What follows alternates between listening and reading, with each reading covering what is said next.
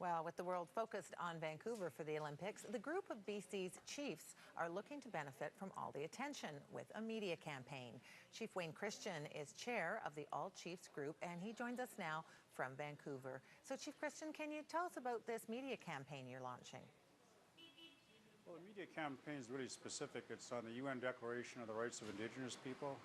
Canada hasn't signed on to it and actually voted twice against it, so we're really bringing the world's attention to that. The other issue that's really critical for us is the missing and murdered women. They're doing a march on February 14th, and we've called for people right across Canada and British Columbia and internationally to join in with our murdered and missing women. And how exactly are you getting that message out to people? Well, a lot of ways. We're actually using the media such as this, sort of the media campaign, the print media. We're also looking at sort of the social networking media, blogs, looking at what is there for us and trying many different ways to sort of launch a campaign that's really directed at raising the awareness of the ordinary Canadian. So you're actually trying to raise the awareness of Canadians, not the international community? Well, I think it's really important because, first of all, Canada is the one that has not signed on, and I think that's the first level, because this campaign is really about launching from this platform, if you will, into a summer of action that will take place not only throughout the spring but also into the summer. Because really the international media that's here will launch things outside of the country after this. And what kind of response are you hearing so far to this overall idea?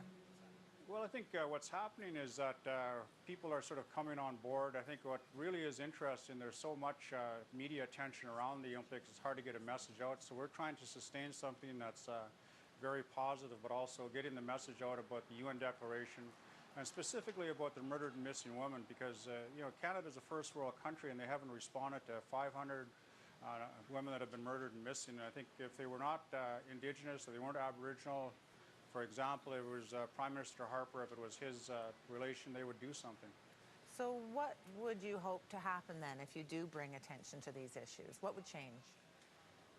Well, I think the biggest issue is the UN Declaration is really the interaction and laying the foundation for our relationship with Canada, because it actually does recognize us. There's numerous Supreme Court decisions that recognize our rights and title, and really it's about Canada and the international world saying that they do recognize we have human rights as recognized in the UN Declaration. Now, the Olympics don't last all that long. How do you intend to keep this attention coming once the world has gone away again? Well, first of all, like as an example, we've got to understand that Prime Minister Harper is going to be coming here to British Columbia to speak in the legislature. There's some chatter right now that maybe we'll have a welcoming for him and to really let him know that we're here and these are the issues for our people.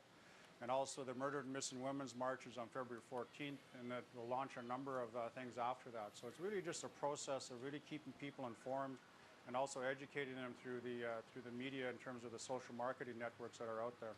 All right. Well, thank you very much for joining us today. Good luck. Thank you. The thoughts of the Toronto Maple Leafs are likely with their general manager this afternoon. Brian Burke's son was killed in a